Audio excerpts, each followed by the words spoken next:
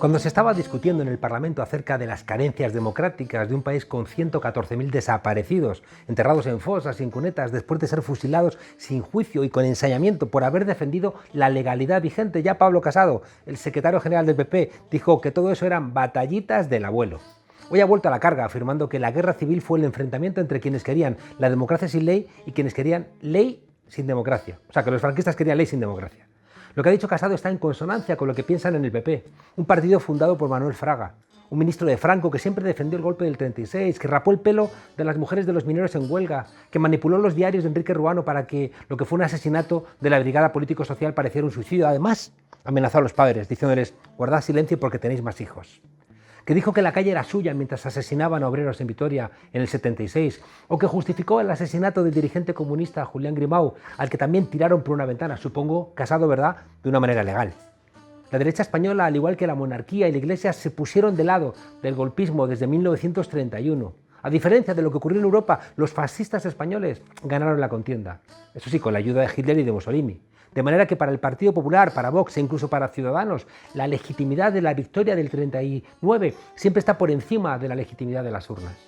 Invariablemente, cada vez que gobierna la izquierda, el PP habla de la ilegitimidad del gobierno. Qué curioso. Lo dijeron de Felipe González, de Rodríguez Zapatero y lo dicen ahora del gobierno de coalición del PSOE y Unidas Podemos.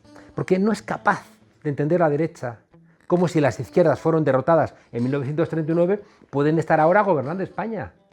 La guerra civil empezó porque el golpe de Estado que protagonizaron militares africanistas, los monárquicos de Alfonso XIII, que fueron los que consiguieron el apoyo militar, especialmente aéreo, de Mussolini, los falangistas, la Iglesia Católica y algunos banqueros, fracasó. Porque si hubiera triunfado el golpe no hubiera existido la guerra, aunque seguro, eso sí, habría habido una represión similar. Tanto Mola como Sanjurjo como Franco querían traer a España las operaciones de castigo que se habían probado en la guerra de Marruecos. Como le diría el superviviente de esa terna, Francisco Franco, un periodista americano: si tenía que fusilar a media España, la fusilaría. Por eso la guerra fue tan larga y tan violenta. Se trataba de extirpar la mala hierba de la España católica, monárquica, propietaria y de orden.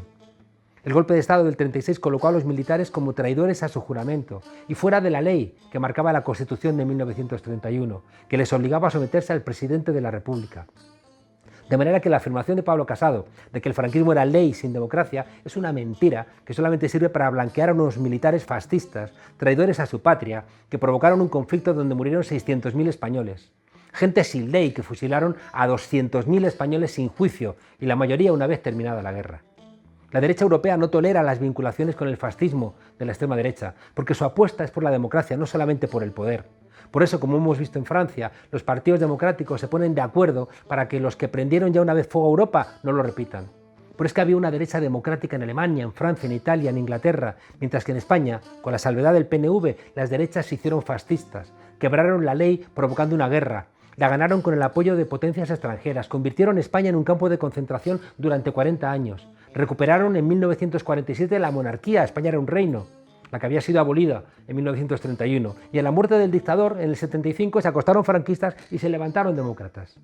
España ha sido durante decenios el único país de Europa donde podía ser demócrata sin ser antifascista, y por eso la infiltración de la extrema derecha en la justicia ahora, en algunos cuerpos policiales y militares, en la cúpula de la Iglesia Católica, la que financia la COPE y en algunos sectores empresariales. Pablo Casado ha blanqueado el franquismo con su frase ajena al sentir europeo, porque vienen del franquismo, porque su ADN es franquista, porque su fundador era franquista, porque defendieron los indultos de los golpistas franquistas del 23F, porque siempre les pareció bien que el Tribunal de Orden Público franquista se convirtiera al día siguiente de su disolución en la Audiencia Nacional de la Democracia. Porque en el a por ellos contra los independentistas catalanes está esa lógica de expedición de castigo que les es propia. Porque usurpan las instituciones, porque creen que España es suya y por eso también la roban con sus interminables corruptelas. Y porque todavía algunos de ellos se preguntan en público: ¿para esto ganamos una guerra? Y por eso mismo la derecha española se empeña en homologarse con la extrema derecha europea, no con la derecha, con la extrema derecha. Y al tiempo está tan lejos de esa derecha civilizada que, por su ausencia aquí en España, sigue haciendo de nuestro país, de España, algo diferente. En fin, que bienvenidos a la frontera, desobedientes. En 1969, un adolescente llamado Mark sale a la calle después de una redada de la policía y, armado con algo tan peligroso como una tiza, escribe por la calle 3 palabras: Tomorrow Night Stonewall, es decir, mañana por la noche en Stonewall, protestando por esa brutalidad policial. 3 palabras apenas que iban a transformar para siempre el miedo en orgullo. Orgullo de no avergonzarte de lo que eres, de tu orientación sexual, de tu género, de tu identidad, de tu rol. Un derecho humano fundamental reconocido por las Naciones Unidas. Una sociedad en la que tú no puedes ser libre es una sociedad indudablemente peor. Y por eso es tan importante leyes de igualdad. Y por eso es importante ministerios de igualdad que velen por los derechos de todos, de todas y de todes. Y yo digo todes, y me cuesta, pero también me cuesta decir internet o microchip, pero uno se acostumbra. A los que querían prohibir el matrimonio igualitario, a los que estaban en contra del derecho al aborto, a los que están en contra del derecho a morir dignamente, se suman hoy los que se niegan a reconocer los derechos de las personas trans y a los que el tiempo una vez más pondrá en su lugar. Y hoy en la frontera, en la Semana del Orgullo, tenemos el privilegio de contar con una mujer que se ha puesto al frente de un ministerio con mucha valentía. Irene Montero, muchas gracias por acompañarnos aquí. Gracias a ti. En la frontera. Ministra, Pablo Casado ha dicho esta mañana que la guerra civil Franco no era peor que cualquier otro. Sí, ha dicho, se enfrentaron básicamente los que querían democracia sin ley y los que querían ley sin democracia. A mí me recordaba a cuando Albert Rivera dijo aquello en una entrevista en OK Diario, de que en las dictaduras, oye, por lo menos había cierta paz y cierto orden, ¿no? No como en la democracia, que la gente quiere votar, quiere decidir, quiere participar. Yo creo que es que tenemos una derecha que es extrema derecha, que además se está condenando a probablemente no gobernar en nuestro país en muchísimos años, que está siendo completamente inútil para los objetivos del país, para el desarrollo económico, para el desarrollo de las libertades, de los derechos civiles, para el desarrollo de los derechos humanos, para el avance democrático, y en realidad están cada vez demostrando con más evidencia que nuestro país sigue viviendo en una profunda crisis en la que hay 2 pulsiones, una democratizadora, que es la que tiene mayoría parlamentaria, un grupo de formaciones políticas, de organizaciones de la sociedad civil, de ciudadanía que es mayoritario, que es progresista y plurinacional y que quiere avanzar hacia más democracia y más derechos, y un grupo de partidos políticos que cada vez está más en la extrema derecha, que pelean por la involución democrática, por la pérdida de derechos y al final por la falta de felicidad de la mayoría social. Tengo la sensación de que la derecha española, como fue la derecha que ganó la guerra, a diferencia de lo que ocurrió, ¿no?, en el resto de Europa, tengo la sensación de que la legitimidad de la victoria es superior a la legitimidad de las urnas, ¿no? Y por eso siempre que gobierna la izquierda, pasó con Felipe González, pasó con Zapatero, pasa ahora con el gobierno de coalición, siempre dicen que es ilegítimo. Bueno, y su lectura, además de la historia de España y particularmente de la historia del siglo XX, es una lectura muy patrimonial de lo que es España. España es suya, las instituciones del Estado son suyas, el Gobierno, el Consejo General del Poder Judicial, la monarquía, todo es suyo, según su visión, y por tanto, cuando no están ellos en el poder, los que estamos somos usurpadores, somos ilegítimos, no tenemos derecho, a pesar de que nos haya votado la ciudadanía democráticamente y una mayoría parlamentaria, no tenemos derecho a estar ahí. Somos intrusos, que estamos por un tiempo, pero que al final ellos van a tener que volver a gobernar porque España es suya y a ocupar las instituciones. Eso explica también el bloqueo de los principales órganos de instituciones y poderes del Estado tan importantes como el Tribunal de Cuentas, el Tribunal Constitucional o el Consejo General del Poder Judicial. Y es lo que explica también que no pidan perdón por la corrupción, porque claro, si España es tuya, pues robarle a España no es ni un delito ni algo de lo que avergonzarse, ¿no? Al final estás cogiendo lo que es tuyo por derecho. No se dan cuenta de que España es de los españoles y que la soberanía reside en el pueblo. Ellos creen que las instituciones son suyas y ese es, pues probablemente, lo que más antidemocrático hace a la derecha de nuestro país, que creen que España y sus instituciones son suyas y no de los ciudadanos y las ciudadanas. Es absolutamente indudable que Pablo Casado es secretario general por Dolores de Cospedal y, sin embargo, Pablo Casado ha dicho que tú eres ministra gracias a tu pareja. Le respondí que hago una reivindicación de las mujeres de ellos. Yo creo que han cogido hace mucho tiempo esa idea, ¿no?, de que las mujeres que no pedimos permiso, que estamos en la política con un planteamiento claramente feminista, que decimos que en la política institucional estamos de paso, que no es nuestro patrimonio, sino que es de la gente y que estamos aquí para servir, es decir, que somos militantes de la vida, en este momento ocupando una posición institucional para intentar cambiar las cosas, pero que en otros momentos serán otros u otras quienes estén ahí y nosotras estaremos empujando desde otros lugares, que queremos hacer políticas transformadoras, que queremos hacer políticas que vayan a la raíz de los problemas que tiene nuestro país y transformarlos, nos tratan de denostar en un ejercicio además que la extrema derecha a nivel mundial está poniendo en práctica en todos los países, que es la violencia política contra las mujeres, que no es una crítica furibunda, no es una crítica contundente, radical, dolorosa incluso, no, pasa un nivel. Es el intento de denostarte, el intento de humillarte, el intento de cuestionar y exponer ante todo el mundo tu vida privada como si eso fuese lo que te inhabilita para tener opiniones, ideas o tomar decisiones políticas, y esto forma parte de ello. Yo le dije, hago una reivindicación de las mujeres sí, pues Yolanda Díaz, la mujer de los ERTE, o Yone Belarra, la mujer de la ley de infancia, o pues en este caso Irene Montero, la mujer de la ley trans y LGTBI o de la ley de garantía integral de la libertad sexual. ¿Y tú qué has aportado? ¿Tú qué estás aportando al país, Pablo Casado? ¿Tú qué aportas a este país? De momento mucho ruido.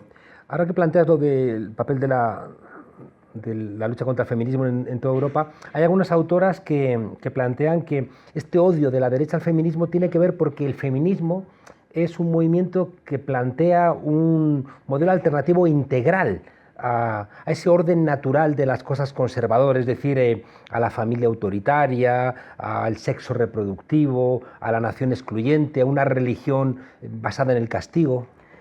Yo creo que eso es así, con especial protagonismo en esa reivindicación, en esa demanda, en el feminismo, particularmente desde la cuarta ola. Por supuesto que hay muchas mujeres feministas a nivel teórico, a nivel activista, en todos los sentidos, que llevan muchas décadas teorizando sobre esto, desde la economía feminista y desde todos los ámbitos. Pero particularmente la cuarta ola del feminismo, cuando dice si nosotras paramos para el mundo, en realidad lo que está diciendo es, claro, luchar por un mundo en el que mujeres y hombres seamos iguales, en el que la mitad de la población, más de la mitad de la población, no esté sometida a trabajos más precarios, a cobrar menos por realizar el mismo trabajo, a hacer las tareas de cuidados de forma completamente invisible. Todo eso implica, una transformación radical de nuestras sociedades. Es también Silvia Federici, cuando explica con mucha claridad y en un trabajo muy documentado como es Calibán y la bruja, cómo la persecución de las mujeres, esa caza de brujas, el disciplinamiento de los cuerpos de las mujeres, la asignación de unos roles muy marcados, muy rígidos, de los cuales si te salías podías terminar en la hoguera, es la base sobre la cual se construye el sistema capitalista, el sistema económico que hoy impera en el mundo. No se puede entender el desarrollo del capitalismo sin el patriarcado, sin la dominación de las mujeres, sin el sometimiento de más de la mitad de la población, que somos las mujeres, y la condena a realizar todas unas tareas, como son las de cuidados, que son las que sostienen el mundo. Y esta pandemia, esta emergencia sanitaria, ha venido a ponerlo de manifiesto justo unos poquitos años después de esa gran ola, de la cuarta ola del feminismo, ¿no? que se inicia en España en 2008 con esa gran huelga feminista que decía si nosotras paramos para el mundo, por cierto, cuyo manifiesto leyó una mujer trans, entre otras mujeres. Al final, el feminismo lo que está diciendo es necesitamos cambiar las bases de la sociedad para poder ser iguales. No vamos a erradicar la violencia contra las mujeres, la desigualdad salarial, la feminización de la pobreza, si no creamos una sociedad donde lo común esté en el centro, donde la vida de las personas esté en el centro y donde seamos capaces de que la comunidad se imponga sobre otros criterios que también pueden existir, como el criterio del beneficio económico u otros criterios, pero el de lo común, el de la protección de los derechos humanos y de la vida de las personas y de la felicidad de las personas, es el que tiene que estar en el centro. El gobierno, contra todo pronóstico, sobre todo porque parece que se iba a tratar de una profecía autocumplida, ha dado la luz verde a la ley trans. ¿Por qué es tan importante una ley que afecta a un colectivo que no es numeroso? Pues yo creo que eso es algo que las feministas llevamos mucho tiempo reflexionando y que nos han enseñado también las feministas que han venido antes de esta cuarta ola, que particularmente como ministra de Igualdad y en el equipo del Ministerio tratamos de convertir también en una cuarta ola de feminismo institucional que avance en derechos. Y es que si no llegamos todas, no llega ninguna. Que da igual que una rompa un techo de cristal y consiga ser ministra de Igualdad o estar en un consejo de administración o cualquier cosa que pueda conseguir cualquier mujer. Si todas no llegamos, si todas las mujeres no se consiguen despegar de los suelos pegajosos, y pienso en las mujeres trans, pero también en las mujeres lesbianas, en las mujeres bisexuales, pienso en las trabajadoras del hogar, en las mujeres migrantes, especialmente en las que tienen una situación administrativa irregular, si no llegamos todas, va a dar igual que una llegue, porque estructuralmente el sistema va a seguir haciendo que muchas mujeres tengan que estar abajo para que el propio sistema se sostenga, y por tanto cualquier día te puede tocar a ti. Entonces, esta ley es importante porque permite algo que recuerda a lo que dijo un anterior presidente del gobierno cuando se aprobó la ley de matrimonio igualitario, Rodríguez Zapatero, que decía ampliar las oportunidades de felicidad de las personas. Que una persona, por ser una persona trans, no pueda ir al médico porque tiene miedo de que le llamen por una persona, por un nombre que no es el suyo, o que en el colegio tengas miedo a decir quién eres por miedo a la burla, al estigma, y muchos de esos niños, niñas o niñas, pues estén en situaciones de depresión, de ansiedad, de intentos de suicidio. Desgraciadamente también hemos visto niños trans que terminan suicidándose por el sufrimiento que acarrea su situación. Pues creo que exige que como sociedad digamos, hasta que tú no tengas reconocidos todos tus derechos, yo no voy a ser completamente libre. Tu libertad es también la mía. La libertad es un concepto que implica que si no somos libres todos y todas, no lo somos ninguna. Y eso también la pandemia lo ha demostrado, ¿no? Para salvarse uno, nos tenemos que salvar todos. Uno mira las conclusiones de la ley, terminar con los requisitos médicos para cambiar el sexo registral, reconocer el derecho de la autodeterminación de género sin más tutelas. Eso estaba en el acuerdo entre el PSOE y Unidas Podemos y lo llevaban los dos partidos en sus programas. ¿Por qué tanto ruido? No solamente lo llevaban los dos partidos en sus programas. En el año 2019, una redacción prácticamente idéntica a la que acabamos de aprobar en el Consejo de Ministros y exactamente la misma redacción que el Ministerio de Igualdad propuso inicialmente, lo aprobaron por unanimidad todas las fuerzas políticas de la Cámara. El Partido Popular también votó a favor. Hace poco más de un mes se ha aprobado en Canarias también una ley trans que reconoce el derecho a la libre determinación de la identidad de género y ha salido por unanimidad. O sea que el Partido Popular también lo ha votado, no solamente el Partido Socialista, Unidas Podemos. También Ciudadanos está a favor y, como te digo, el Partido Popular en Canarias acaba de votar a favor del derecho a la libre determinación de la identidad de género. Es un amplio consenso parlamentario y también social. Cada vez que se hace una encuesta española o europea, los porcentajes de apoyo a los derechos de las personas trans en la sociedad no es que superen el 50%, es que superan el 80%. Es amplísima el porcentaje de la sociedad y, como digo, también a nivel institucional ha existido unanimidad en reconocer los derechos de las personas trans. Yo creo que siempre que se avanza en derechos de este calibre, que realmente mejoran la vida de la gente, pasó con el aborto, con la ley de matrimonio igualitario, con el divorcio, hay contestación. Y años después, muchos, ya lo estamos viendo, se hacen los despistados en esa oposición, ¿no? Hay que ver al PP ahora cómo mira para otro lado cuando se le recuerda que recurrió la ley de matrimonio igualitario, que se opuso al divorcio, que se opuso al aborto, que se opuso al matrimonio igualitario. Yo creo que dentro de unos años va a pasar igual, que mucha gente no se va a reconocer en haber estado en contra de una ley que amplía derechos y que no solo es buena para la gente que va a poder vivir mejor gracias a esa ley y que ahora ve sus derechos vulnerados, sino que es una ley mejor también para quienes no vamos a hacer uso de esos derechos, porque, como te decía antes, si ellas son más libres, yo también lo soy. ¿Necesitaba el PSOE algo con lo que confrontar con el Ministerio de Igualdad y como no encontraba qué, decidió confrontar con la ley trans? Yo no creo que esté capacitada para responder a esa pregunta. Creo que eso hay que preguntárselo a ellas. Lo cierto es que finalmente hemos conseguido con mucho trabajo sacar adelante este anteproyecto de ley. Le queda un trámite todavía, tiene que volver a pasar primero por un montón de organismos y después otra vez por Consejo de Ministros y llegar al Congreso, pero creo que hemos fijado un suelo que nos permite, primero, ya es un buen texto, ya reconoce derechos fundamentales que no estaban reconocidos, no solo el derecho a la libre determinación de la identidad de género, también el derecho, por ejemplo, a que las parejas de mujeres lesbianas o bisexuales puedan ser reconocidas como madres de sus hijos, de sus hijas, de sus criaturas, sin necesidad de estar casadas, o el derecho a las técnicas de reproducción asistida para mujeres lesbianas, bisexuales o mujeres solas. Avanzamos en derechos, la prohibición de las terapias de conversión, y a partir de ahí, pues evidentemente, todo lo que podamos mejorar en el trámite parlamentario. Hay pues colectivos que dicen, oye, podemos avanzar un poco más en el reconocimiento de las realidades no binarias, podemos avanzar un poco más en los derechos de las personas LGTBI migrantes. También quizá buscar elementos más garantistas jurídicamente en la ley. ¿En qué sentido? Hay algunos que plantean que, sobre todo desde sectores del Partido Socialista, que buscaban que la ley fuera más garantista a la hora de buscar testigos, que pasado un tiempo se tuviera que ratificar la decisión, para intentar conjurar eso que es más teórico que real, ¿no? De que la gente constantemente, cada semana cambia, ¿no?, de opinión.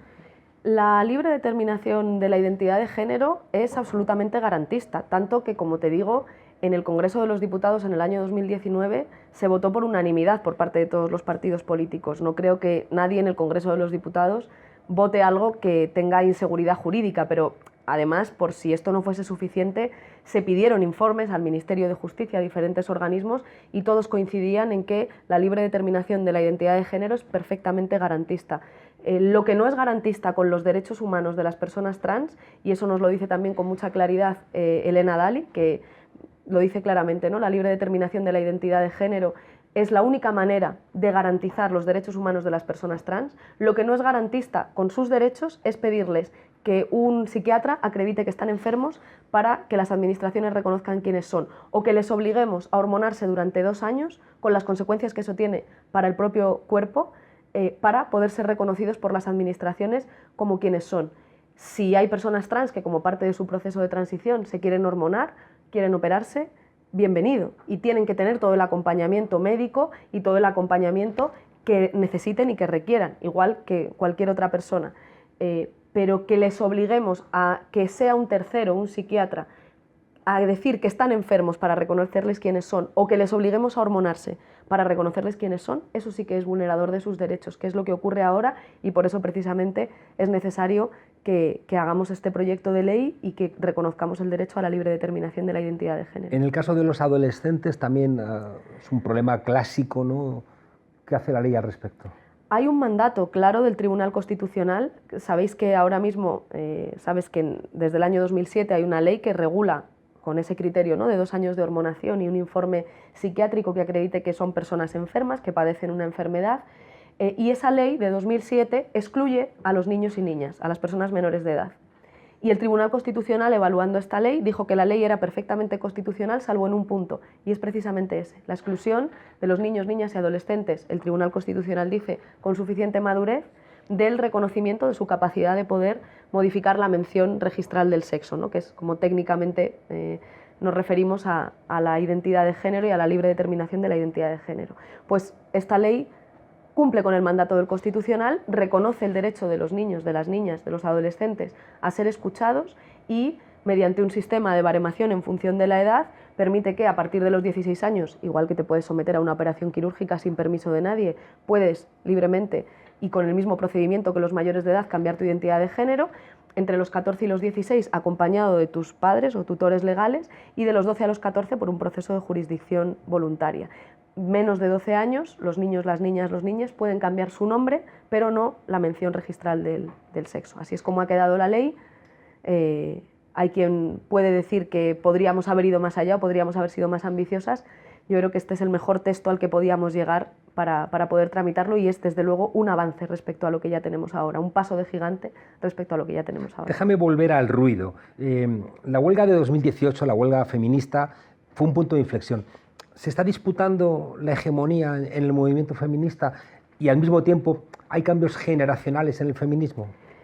Yo creo que es evidente que el año 2018, no solo en España, mundialmente, da pie al desarrollo de una cuarta ola del feminismo internacional, que tiene sus características propias, pero siendo una de sus características principales, y para mí uno de los mayores orgullos de esa cuarta ola, que es la intergeneracionalidad, es decir, el reconocer en la lucha de la cuarta ola del feminismo que no es una lucha de las más jóvenes, que en esa lucha están las que llevan 70 años luchando, las que llevan 60, las que llevan 50 y las que llevan 5 y las que acaban de llegar, todas en pie de igualdad, todas en pie de lucha, peleando por derechos que todavía nos quedan por conquistar y reconociendo que estamos aquí, que hemos llegado hasta aquí y que vamos a poder seguir avanzando por las que han venido antes, es decir, una ola con mucha memoria. Creo que eso es una característica particularmente central de la cuarta ola del feminismo y efectivamente creo que también hay un proceso que muchas feministas estamos tratando de impulsar para que esa cuarta ola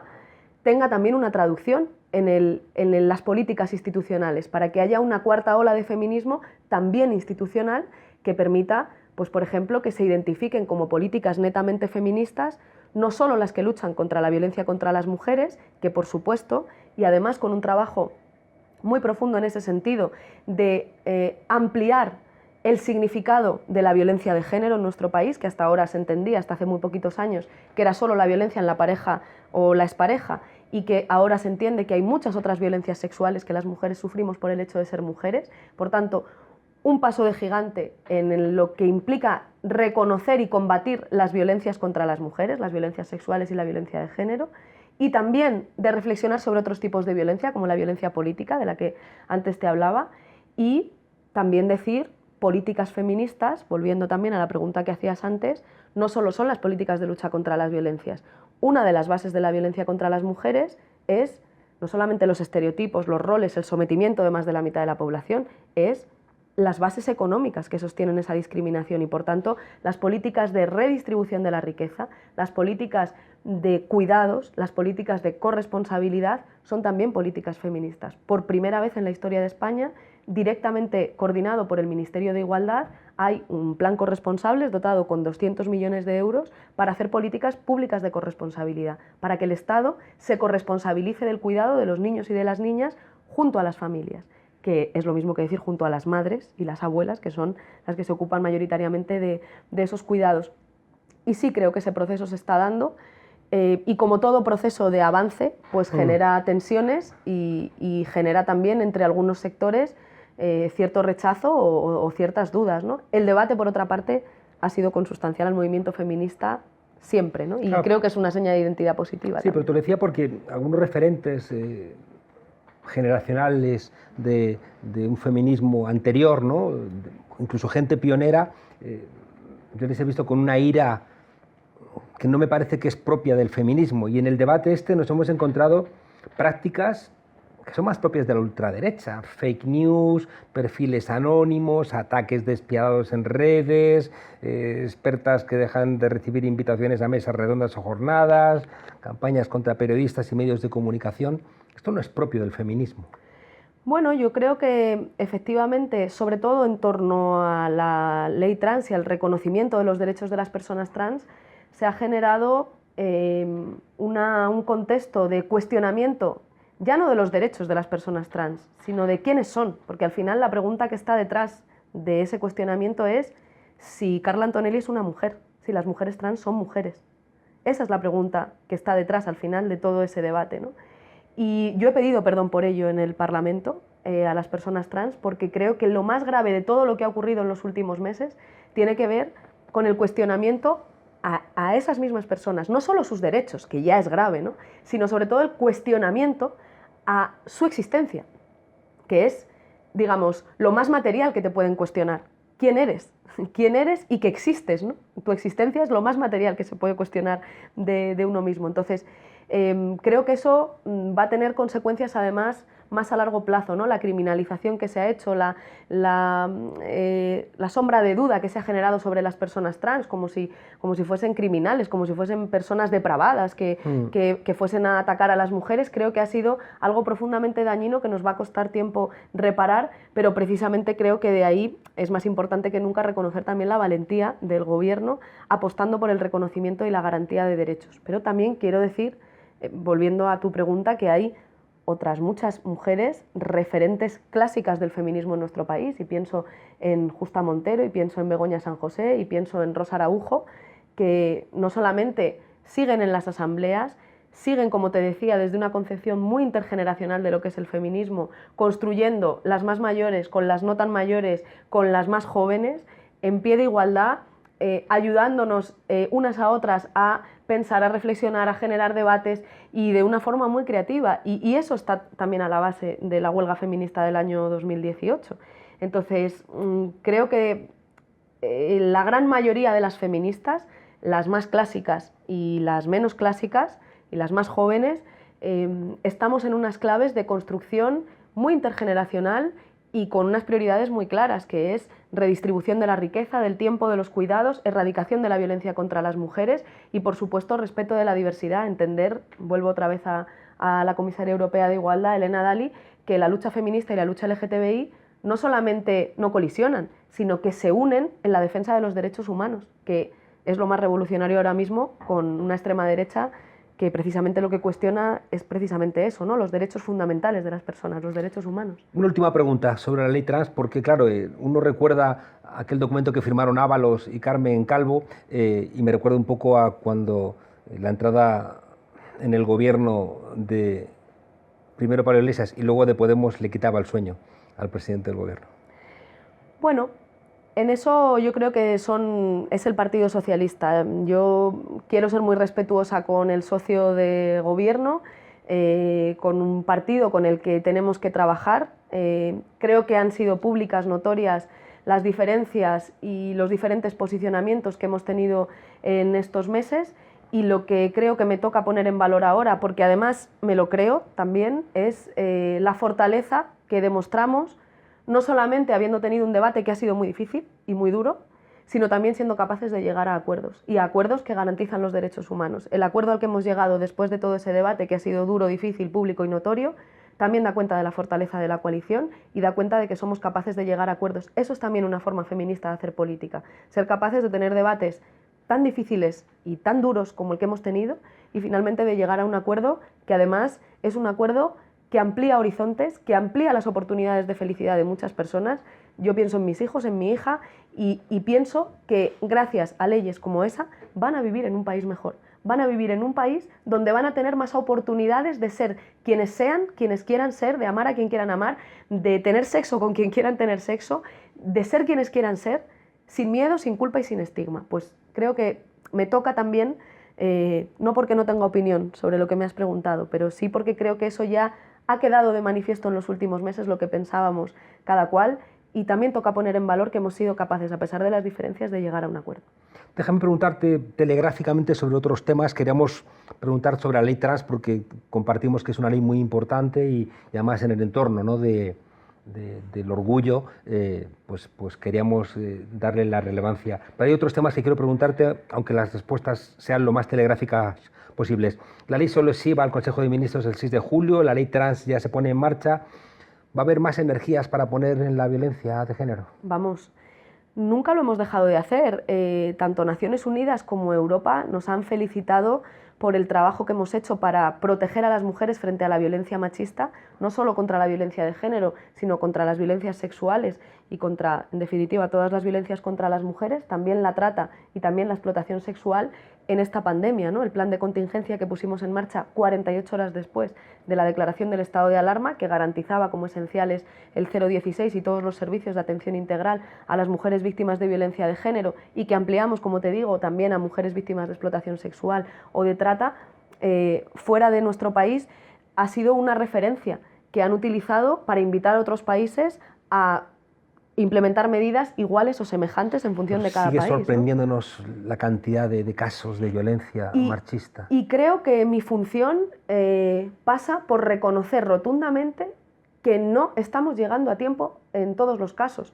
Yo siempre digo que tenemos herramientas que están permitiendo salvar vidas, tenemos herramientas pioneras en el mundo de lucha contra la violencia contra las mujeres que están permitiendo salvar vidas, pero no estamos llegando a tiempo en todos los casos. Y cuando se termina el estado de alarma y hay, por tanto, más libertad de movimiento, más libertad para salir y, por tanto, los agresores pierden esa capacidad de ejercer una violencia de control tan brutal como la que han ejercido durante el último año y medio, la delegada de Gobierno siempre dice se ha quitado el tapón, ¿no?, de esa violencia, y hemos visto una ola que nosotras tenemos la predicción de que no va a bajar. y que además a esa ola se puede superponer, ahora que llegan las fiestas, que llega el momento del verano, una ola de violencia sexual. Y por eso hemos convocado al Pacto de Estado, por eso estamos haciendo un plan de mejora y modernización de las actuaciones contra la violencia de género para escrutar con todas las administraciones competentes, ayuntamientos, organizaciones de la sociedad civil, asociaciones feministas, comunidades autónomas, evaluar hasta el último protocolo para ver qué está fallando y qué podemos hacer para llegar siempre a tiempo en todos los casos, ¿no? Creo que el mensaje de que ninguna mujer está sola tiene que llegar a todas las mujeres y para eso hay que reconocer que hay políticas que salvan vidas, pero también que no estamos llegando a tiempo en todos los casos y que sin embargo estamos trabajando sin descanso, no solo porque la ley solo sí es sí, ya vaya a llegar a Consejo de Ministros y al Congreso muy pronto, de forma inminente, sino porque estamos evaluando hasta el último protocolo, hasta la última actuación para mejorarla lo antes posible. En julio va a estar listo ese primer protocolo marco, esa primera actuación consecuencia de la evaluación de cómo están funcionando las actuaciones contra la violencia de género, precisamente para poder llegar a tiempo en todos los casos. Es que no vamos a descansar mientras haya una sola mujer que se sienta sola o que tenga miedo de pedir ayuda, ¿no? En España hay comunidades autónomas donde es imposible ejercer el derecho a la interrupción voluntaria del embarazo en la sanidad pública. Y ese es otro compromiso del acuerdo de gobierno. Tienes razón, eso ocurre ahora. Se ha puesto de manifiesto en los medios de comunicación en las últimas semanas y uno de los objetivos de la reforma de la Ley de Interrupción Voluntaria del Embarazo es precisamente ese, ¿no? Garantizar que todas las mujeres puedan acceder cerca de su domicilio a la interrupción voluntaria del embarazo con todas las garantías, que no tengan que desplazarse a otras comunidades autónomas y que no tengan que sufrir también, por ejemplo, el acoso que estamos viendo en las clínicas en las que se practican interrupciones voluntarias del embarazo por parte de la extrema derecha, que bueno, pues las gritan asesinas, acoso que reciben las mujeres que van a abortar y que reciben las profesionales, mayoritariamente mujeres, que trabajan en esas clínicas. Pues con todo eso hay que acabar y en eso va a consistir la reforma de la ley del aborto, que bueno, estamos trabajando ya en ella. ¿Tiene algo que ver un Ministerio de Igualdad con la factura de la luz? Bueno, es evidente que la factura de la luz, cuando está cara, afecta diferente a las mujeres que a los hombres, porque en nuestro país más mujeres que hombres están en una situación de pobreza o de riesgo de pobreza y exclusión social. La gran mayoría de las familias monoparentales están encabezadas por mujeres que crían solas a uno o más hijos, a sus hijos e hijas. Por tanto, claro que hay una perspectiva de género. Esa es una de las claves también del feminismo de la cuarta ola y que tenemos que ser capaces de traducir a la política institucional, ¿no? Que políticas que parecen aparentemente neutras y hechos que parecen aparentemente neutros, como es que la factura de la luz sea una de las más caras de Europa, no afecta por igual a hombres y a mujeres, ¿no?